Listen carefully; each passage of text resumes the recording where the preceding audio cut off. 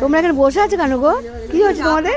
হ্যাঁ তুমি খেতে দেবে খাওয়া তো হয় না।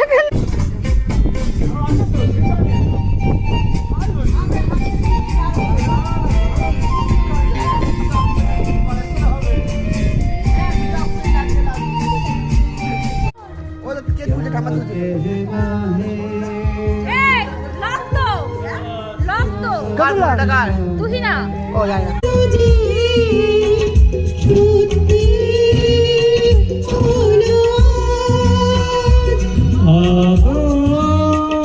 স্বপ্ন যে সত্যি হলো